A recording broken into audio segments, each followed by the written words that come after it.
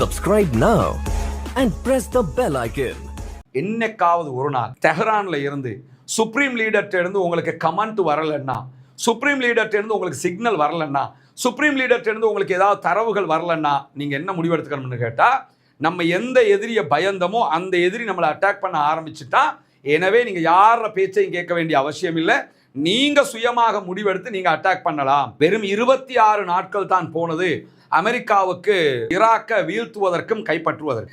இவர் உருவாக்கிய ஒரு கோட்பாடு தான் மொசைக் என்கிற ஒரு கோட்பாடு. இந்த மொசைக் கோட்பாடு தான் இன்றைக்கு ஈரானுடைய இராணுவத்தை உச்சமாக அமெரிக்காவை எதிர்த்து போராட வைத்துக் கொண்டிருக்கிறது. இந்த புகைப்படத்துல இருக்கிற 2 பேர் ஈரானை வீழ்த்த முடியாமல் போனதற்கு இத்தனை நாட்களாக என்ன வியூகத்தை ஈரான் கையில் எடுத்திருக்கிறதுனா,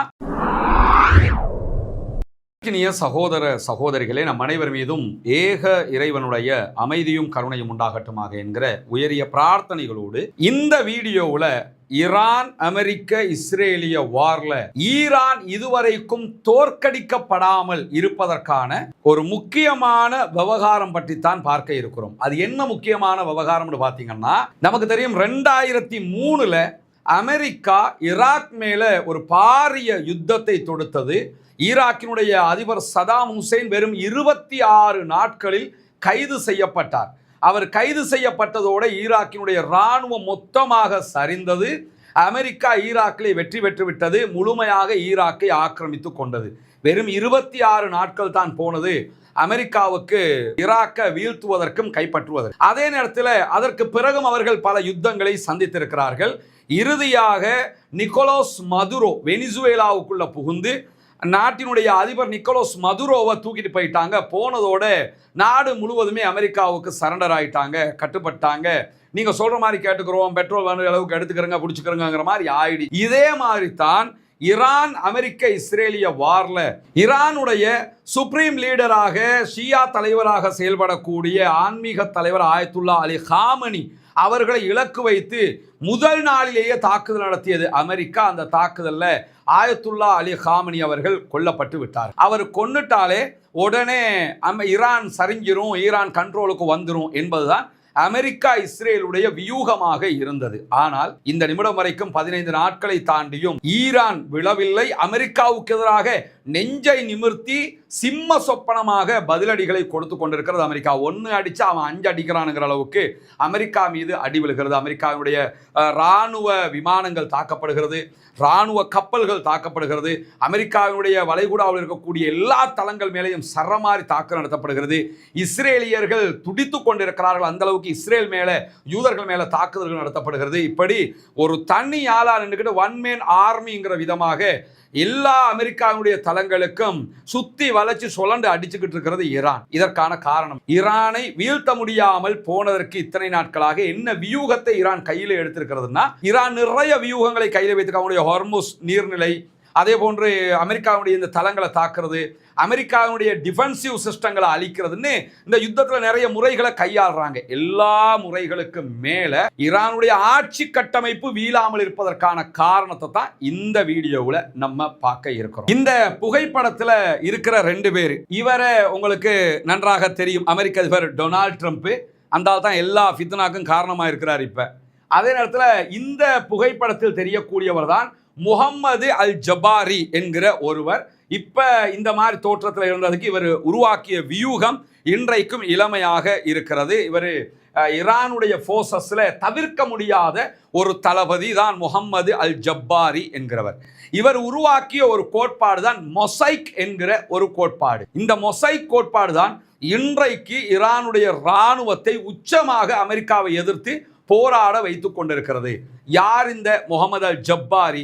அவர் உருவாக்கிய மொசைக் கோட்பாடு என்ன என்பதுதான் இந்த வீடியோவினுடைய சாராம்சம். அதாவது ஈரானுடைய இராணுவ கட்டமைப்பை தாண்டி ஈரானுடைய அரச கட்டமைப்பை நீங்க எடுத்துக்கிட்டீங்கன்னா, ஈரானுக்கு ஒரு அரசாங்கம் இருக்கிறது, ஜனாதிபதி இருக்கிறாரு, ஜனாதிபதிக்கு கீழே பாராளுமன்றம் இருக்கிறது, பாராளுமன்றத்துக்கு கீழே மற்ற துறைகள் எல்லாம் இருக்கிறது, இடையில உயர் நீதிமன்றம் இருக்கிறது. இப்படி எல்லா நாட்டிலும் இருக்கிற ஒரு கட்டுப்பாடும் ஒரு அரச கட்டமைப்பும் இருக்கிறது. இதை தாண்டி ஈரான்ல இருக்கக்கூடிய ஒரு அரச கட்டமைப்பு தான் ஈரானுடைய சுப்ரீம் லீடர், ஈரானுடைய அதி உச்ச தலைவர். இந்த அதி உச்ச தலைவருக்கு கீழே இராணுவம் தனியாக இருக்கிறது. ஈரானுக்கு 2 விதமான இராணுவம் இருக்கிறது. ஒன்று நாட்டினுடைய ராணுவம், இவங்க நாட்டை பாதுகாக்கிற வேலையை செய்வாங்க. அரச கட்டமைப்பு இருக்குதுல்ல, ஸ்ட்ரக்சர், அது கீழே விழுந்துடாம பாதுகாக்கிறவங்க தான் IRGC என்கிற ராணுவ பிரிவு, இஸ்லாமிய புரட்சிகர ராணுவ பிரிவு. இந்த ராணுவ பிரிவு ஜனாதிபதிக்கு கண்ட்ரோல் ஆக மாட்டாங்க. இவங்க தான் ஈரானுடைய மிசைல்ஸ் அட்டாக் பண்றது, வெளிநாடுகளில் தாக்குதல் நடத்துறது, மொத்தத்தில் நாட்டையே வழிநடத்துறது இவங்க தான். இவங்க யாருக்கு கண்ட்ரோல் ஆகுவாங்கன்னா சுப்ரீம் லீடருக்கு தான் கண்ட்ரோல் ஆகுவாங்க. இந்த சுப்ரீம் லீடர் தான் எல்லா கமெண்ட்ஸையும் இவங்களுக்கு கொடுக்க வேண்டி இருக்கிறது. இப்படியான சூழல்ல தான் முகமது அல் ஜப்பாரி அவர்கள் ஈரானுடைய ராணுவத்தை வலுப்படுத்துவதை பற்றி சிந்திக்கிற போது பக்கத்து நாடாக இருந்த ஈராக்கினுடைய வீழ்ச்சியை பற்றி மீண்டும் மீண்டும் யோசிக்கிறார். ஈராக் 26 நாள்ல எப்படி விழுந்து, நம்ம 15 வருஷமா ஈராக்கோட சண்டை பிடிச்சுக்கிட்டு இருந்தோம். ஆனா அதுல விழாத ஈராக்கு வெறும் 26 நாட்கள்ல அமெரிக்காவிடத்தில் வீழ்ந்ததற்கான காரணம் என்ன என்று தேடும் போதுதான் முதன்மை காரணம் அவர்கள் தலைமையை இலக்கு வைத்து அட்டாக் பண்ணியது. சதாம் ஹுசைனை விழுத்தாட்டினதோட நாடு கீழே விழுந்துருச்சு. எனவே எதிர்காலத்தில் இதே மாதிரி ஈரான் மேல அமெரிக்காவோ வேறு நாடுகளோ தாக்குதல் தொடுக்கலாம். அப்படி தொடுத்தால் நம்முடைய சுப்ரீம் லீடர் அவங்க அடிச்சிட்டாங்கன்னு சொன்னா முழுமையாக நம்முடைய ஸ்ட்ரக்சர் கீழே விழுந்துடும், நம்ம நாட்டையும் அவங்க லேசா பிடிச்சிடலாம். எனவே இதற்கு மாற்று திட்டம் கொண்டு வர வேண்டும் என்று சொல்லித்தான் 2023 ஈராக்ல நடந்ததை படிப்பினையாக வைத்துக்கொண்டு, சதாம் ஹுசைனுடைய ராணுவம் தோல்வியுற்றதை படிப்பினையாக வைத்துக்கொண்டு என்ன பண்றாருன்னா இந்த மொசைக் என்கிற திட்டத்தை உருவாக்குகிறார் முகமது அல் ஜப்பாரி. முதலாவதாக அவர் இந்த கோட்பாட்டுக்கு முன்மொழிந்த முக்கியமான தரவு பகுதி எதுன்னு கேட்டா, சென்ட்ரலைசேஷனை இல்லாமல் ஆக்குவது. அதாவது முழு அதிகாரம் ஒரு இடத்தில் குவிந்து கிடப்பது. அவர் அழிச்சிட்டா எல்லாம் முடிஞ்சு இந்த மாதிரி இருக்கும்ல, பொதுவாக எல்லா நாடுகளையும் இதுதான் இருக்கும். அந்த சிஸ்டத்தை இல்லாமல் ஆக்குவது என்பதுதான் இவர் கொண்டு வந்த மொசைக் கோட்பாட்டினுடைய முக்கியமான அம்சம். இதுதான் ஈராக்கினுடைய தோல்விக்கு காரணமாகவும் இருந்தது. அதனாலதான் இந்த மாற்று திட்டத்தை அவர் கொண்டு வர்றாரு. இந்த யுத்தம் ஆரம்பிக்கும் போதே ஈரானுடைய ஃபாரின் மினிஸ்டர் அப்பாஸ் அராக்சி இருக்கிறார்ல, அவர் தன்னுடைய எக்ஸ் பக்கத்திலையும் என்ன குறிப்பிட்டிருந்தாருன்னு கேட்டால், நாங்கள் கடந்த 20 ஆண்டுகளாக அமெரிக்காவினுடைய தோல்விகளை பற்றியே படிச்சுக்கிட்டு வர்றோம். அமெரிக்காவுடைய வெற்றிகளை படிக்கல, நாங்கள் அமெரிக்காவுடைய தோல்விகளை பற்றி படித்து வருகிறோம். எங்களுடைய தலைநகரில் குண்டு வீசுவது யுத்தத்தை நடத்தும் எங்களுடைய திறனை பாதித்து விடாது.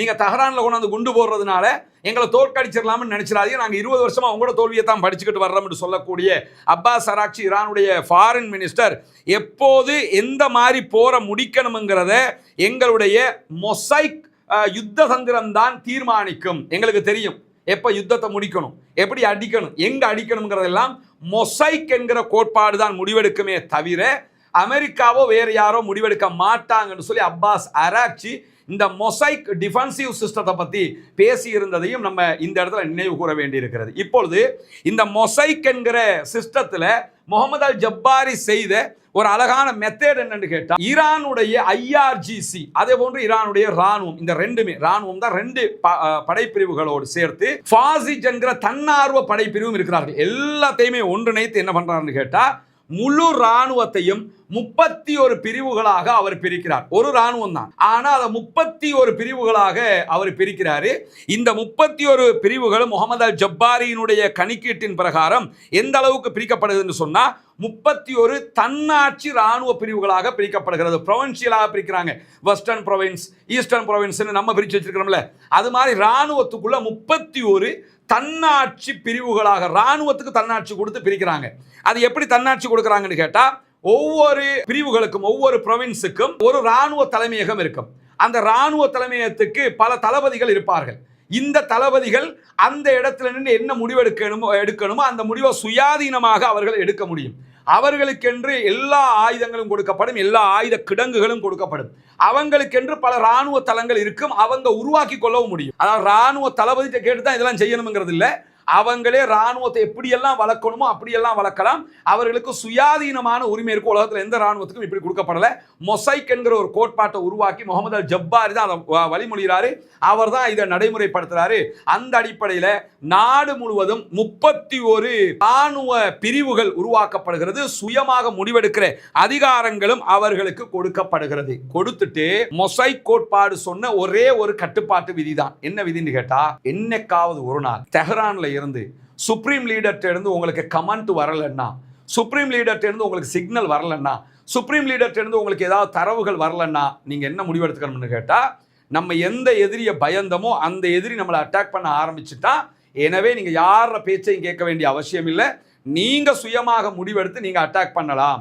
பொதுவாக சுப்ரீம் லீடர் கொல்லப்பட்டுட்டாரு, ராணுவ தளபதி கொல்லப்பட்டுட்டாருன்னு சொல்லி சொன்னா ராணுவத்துக்கு அடுத்து கமாண்ட் பண்றதுக்கு முடிவெடுக்கிறதுக்கு யாரும் இருக்க மாட்டாங்க. யார பேச்சையும் ராணுவம் கேட்காது, ஆயுதத்தை கீழே வச்சுட்டு சரண்டர் ஆயிடுவாங்க. இங்க 31 படைத்தளங்கள் இருக்கிறது, 31 பிரிவுகள் இருக்கிறது, 31க்கும் ஒவ்வொன்றுக்கும் ஆயிரக்கணக்கான லட்சக்கணக்கான சோல்ஜர்ஸ் இருக்கிறாங்க, லட்சக்கணக்கான ஆயுத கிடங்குகள் இருக்கிறது. எல்லாமே தனித்தனியாக கொடுத்து வச்சிருக்காங்க. உலகத்தில் எந்த ராணுவத்துக்கும் இப்படி கிடையாது, இவ்வளவையும் கொடுத்து வச்சிருக்கிறாங்க.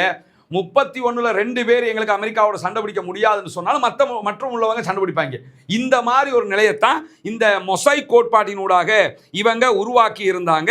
அதனால தான் என்ன ஆகுதுன்னு கேட்டால், ஆயத்துல்லா அலி காமனி கொல்லப்பட்டுட்டாரு, அவற்றிலிருந்து சிக்னல் வரல, நமக்கு அமெரிக்காவுக்கு தான் சண்டை, அமெரிக்காவுடைய படைகள் வந்து நிற்குது, எல்லாமே தெரியும், தாக்குதல் ஆரம்பிங்க அப்படின்ட்டாங்க. இடையில மசூத் பெசக்ஷியன் மன்னிப்பு கேட்டு கூட ஐஆர்ஜிசி நிறுத்தாம அட்டாக் பண்ணினதுக்கான காரணம் என்னன்னு கேட்டால், மசூத் பெசக்ஷியனுக்கு ஐஆர்ஜிசி கண்ட்ரோல் ஆக மாட்டாங்க, சுப்ரீம் லீடருக்கு தான் கண்ட்ரோல் ஆகுவாங்க. அரபு நாடுகளுக்கு உள்ள நடத்தின தாக்குதலுக்கு தான் அவர் மன்னிப்பு கேட்டார். மிஸ்டேக் ஆகி சில தாக்குதல் நடத்தப்பட்டது, அதுக்கு மன்னிச்சுக்கிறங்க, ஆனால் அமெரிக்காவுடைய தளத்தை நாங்கள் அட்டாக் பண்ணுவோம்னு தான் சொன்னார். அந்த அடிப்படையில் தொடர்ந்து அட்டாக் பண்ணி கொண்டே இருக்கிறாங்க. இது இந்த மொசைக் கோட்பாடு. சுப்ரீம் லீடர் வந்ததுக்கு பிறகு சுப்ரீம் லீடர் இப்ப சொல்றாரு, அதுக்கேற்ற மாதிரி நடக்கும். சுப்ரீம் லீடர் இல்லைன்னு சொன்னாலும் இந்த யுத்தம் நடக்கும். பஹ்ரைன், கத்தார், ஐக்கிய அரபு அமீரகம், இஸ்ரேல், அமெரிக்காவுடைய தளங்கள், சவுதி அரேபியாவில் இருக்கக்கூடிய அமெரிக்க தளங்கள், எல்லா தளங்கள் மேலேயும் இவங்க தாக்குதல்களை நடத்தினார்கள்.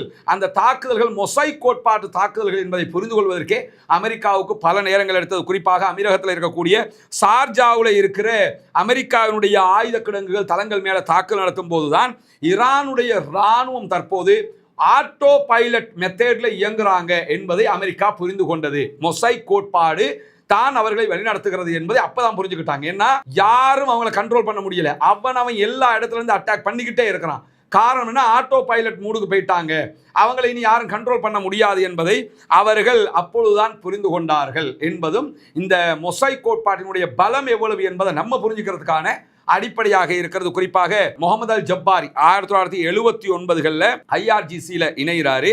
அது அந்த அவர்களுடைய ரெவல்யூஷன் நடந்ததுக்கு பிறகு, ஷாகு மன்னர் வெளியேற்றப்பட்டதுக்கு பிறகுதான் இவர் ஐஆர்ஜிசியில் இணைகிறார். அப்போ ரொம்ப இளமையானவர். ஈராக் ஈரான் போரில் முழுவதுமாக படிப்படியாக அவர் இராணுவத்தில் உயர்ந்துகிட்டே வர்றாரு. 2005 ஈரானுடைய பாதுகாப்பு வியூகங்களை அமைக்கக்கூடிய டைரக்டர் ஜெனரலாக அவர் உயர்கிறாரு. உயரும் போது இந்த மொசைக் கோட்பாட்டை 2005 தான் அவர் உருவாக்குறார். 2007 முதல் 2019 வரைக்கும் ஐஆர்ஜிசியினுடைய தலைமை தளபதியாக இருந்து இந்த திட்டத்தை ஈரான் முழுவதுமே வேரூன்ற செய்தவர் இந்த முகமது அல் ஜப்பாரி. எனவேதான் இப்ப நிறைய ஆய்வாளர்கள் சொல்லக்கூடிய ஆஸ்திரேலியாவுடைய எழுத்தாளர் ஷனாகா அன்சலம் என்கிறவர் வெளியிட்டிருக்கக்கூடிய தகவல் பிரகாரம் இந்த மொசைக் கோட்பாடு ஈரானை வெற்றி பெற வைக்குதோ இல்லையோ தோல்வி அடைய விடாது. ஈரான் இந்த யுத்தத்தில் ஜெயிக்கிறாங்களோ இல்லையோ தோத்து போக மாட்டாங்க. ஏன்னா அவங்க மொசைக் கோட்பாடு அவங்களுக்கு ஒரு ஹைட்ரா மாதிரி ஒரு இராணுவ கட்டமைப்பை உருவாக்கி வச்சிருக்கிறாங்க. அமெரிக்காவை ஒரு நீண்ட நெடிய விலை உயர்ந்த யுத்தத்துக்குள்ள இழுத்து விட்டுட்டு ஈரான் மேல அமெரிக்கா யுத்தம் தொடுத்திருக்கவே கூடாது, யுத்தம் தொடுத்து இப்ப நீண்ட காலம் யுத்தம் செய்கிற அளவுக்கு உள்ள ஈரான் இழுத்து விட்டாங்க. எனவே அமெரிக்காவுக்கு இதிலிருந்து மீண்டு வருவது மிகப்பெரியதொரு சிக்கலாக இருக்கும். ஈரானுடைய வீழ்ச்சியை எதிர்பார்த்து நின்று கொண்டிருந்தவங்களுக்கு ஜப்பாரினுடைய மொசைக் வியூகம்ங்கிறது ரொம்ப ஒரு நெஞ்சில் அடிச்ச மாதிரி, மண்டையில் ஓங்கி கொட்டின மாதிரி ஆயிடுச்சு. எனவே ஈரானுடைய வீழ்ச்சியை விட அமெரிக்காவுடைய பின்வாங்குதல் தான் இந்த இடத்தில் முக்கியமானது. மொசைக் கோட்பாட்டினூடாக ஈரான் தாராளமாக அல்லாஹ்வினுடைய உதவியில் ஆக்கிரமிப்பாளர்களுக்கு எதிராக நின்று பிடிக்கிறது. தொடர்ந்து இணைந்திருங்கள். என்னவெல்லாம் நடக்கிறது என்பதை உங்களுக்கு கொண்டு வந்து தருவதற்கு தயாராக இருக்கிறோம்.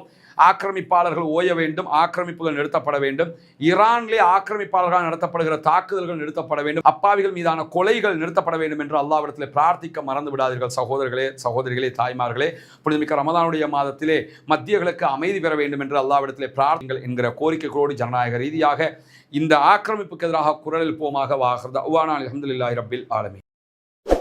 Subscribe now